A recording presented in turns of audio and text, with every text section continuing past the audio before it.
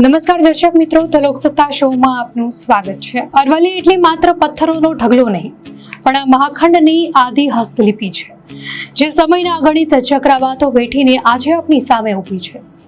ડિસેમ્બરની ધુમ્મસભરી સવારે જ્યારે દિલ્હી અને ગુરુગ્રામના હાઈવે પર વાહનોની હારમાળ કોઈ ધાતુના સાપની જેમ સરકતી હોય, ત્યારે ધુમ્મસના પડદા પાછળ દેખાતી આ પર્વતમાળા કોઈ ભવ્ય શિખરો ધરાવતું પોસ્ટકાર્ડ નથી, પણ તે પૃથ્વીના સૌથી જૂના ઇતિહાસની સાક્ષી છે। આ પહાડો આજે કદાચ ઘસાયેલા, છોલાયેલા અને વિખરાયેલા લાગે છે, પરંતુ તેની ભીતરમાં અબજો વર્ષોની ગાથા ધરબાયેલી છે, જેને આપણે આજે અરવલ્લી તરીકે ઓળખીએ છીએ। તે હકીકતમાં ભારતની કરોડરજ્જુ છે। હિમાલય તો હજી કાલે જન્મેલો યુવાન પર્વત છે, જ્યારે અરવલ્લી તો પ્રોટેરોઝોઇક કાળની સાક્ષી છે, જેણે પૃથ્વીના ટેક્ટોનિક પ્લેટોના ટકરાવ અને પર્વત નિર્માણના પ્રારંભિક ચક્રો જોયા છે। આ પર્વતમાળા ગુજરાતથી શરૂ થઈ રાજસ્થાન અને હરિયાણાને વિંધીને દિલ્હી સુધી લંબાય છે, જેની 670 કિલોમીટરની લંબાઈમાં લુણી, સાબરમતી અને બનાસ જેવી અનેક નદીઓનું જીવન વણાયેલું છે। માઉન્ટ આબુનું ગુરુ શિખર એનું સૌથી ઊંચું બિંદુ છે, જ્યાં વાદળો પહાડોને આલિંગન આપે છે। પણ અરવલ્લીની સાચી ઓળખ તેની ઊંચાઈમાં નહીં, પરંતુ તેની પર્યાવરણીય ક્ષમતામાં છે।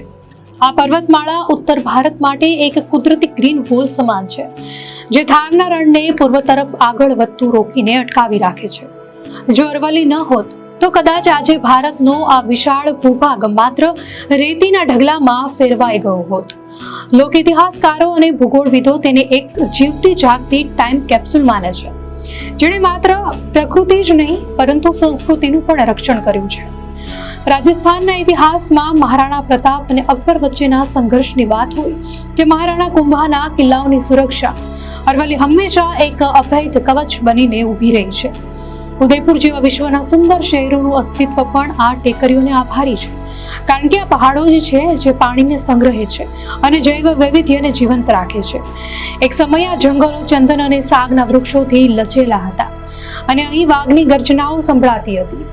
એમ કે રણજીતસિંહ જેવા નિષ્ણાંતો જ્યારે મેવાડના વાદળોના પતનનો ઇતિહાસ રજૂ કરે છે, ત્યારે સમજાય છે કે 1950ના દાયકા સુધીમાં કેવી રીતે બેફામ શિકાર અને જંગલના વિનાશે આખા ઇકોસિસ્ટમને હચમચાવી દીધું। જ્યારે વન્યજીવોના આવાસ છીનવાઈ જાય છે, ત્યારે માત્ર પ્રાણીઓ નથી મળતા, પણ આખું પિરામિડ તૂટી પડે છે અને તેની અસર છેવટે ખેતી, પાણી અને માનવ જીવન પર પડે છે। પરંતુ આજે આ પ્રાચીન રક્ષક પોતે જ સંકટમાં છે। વિકાસના નામે થતું ગેરકાયદે ખનન, પહાડોને ચીરીને નીકળતા રસ્તાઓ અને વધતું જતું કોન્ક્રીટનું સામ્રાજ્ય પર્વતમાળામાં ગાબડા ફાડી રહ્યું છે। પર્યાવરણવિદો ચેતવણી આપે છે કે અરવલ્લીમાં પડતા છિદ્રો રણને દિલ્હી તરફ આમંત્રણ આપી રહ્યા છે। જ્યારે પહાડો વચ્ચે રિયલ એસ્ટેટની કટલાઇન બને છે, ત્યારે વન્યજીવો નાના ટુકડાઓમાં વહેંચાઈ જાય છે અને માનવ વન્યજીવ સંઘર્ષની ઘટનાઓ વધે છે। ઇકોલોજી તૂટવાની પ્રક્રિયા ખૂબ ધીમી હોય છે, પણ જ્યારે તે દેખાવા લાગે છે ત્યારે ઘણું મોડું થઈ ચૂક્યું હોય છે। આજે પશુપાલકો અને ખેડૂતો અનુભવી રહ્યા છે કે ગરમી વધી રહી છે અને ભૂગર્ભ જળ નીચે જઈ રહ્યા છે। તેમ છતાં ગુરુગ્રામના બાયોડાયવર્સિટી પાર્ક જેવા ઉદાહરણો આશાની કિરણ જગાડે છે કે જો ધૈર્ય અને વૈજ્ઞાનિક દ્રષ્ટિ હોય તો પ્રકૃતિને પુનઃ સ્થાપિત કરી શકાય છે। હવે સમય આવી ગયો છે કે આપણે અરવલ્લીને માત્ર લેન્ડ બેંક તરીકે જોવાનું બંધ કરી તેને લાઈફ સપોર્ટ સિસ્ટમ તરીકે સ્વીકારીએ।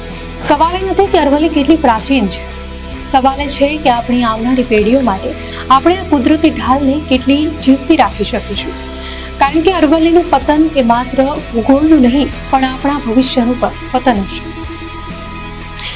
દર્શક મિત્રો, અંગે આપની શું પ્રતિક્રિયા છે અમને કોમેન્ટમાં ચોક્કસથી જણાવશો, અને જો આપને આ વિડીયો સારો લાગ્યો હોય તો વિડીયોને લાઈક કરો અને ચેનલને સબસ્ક્રાઇબ કરો।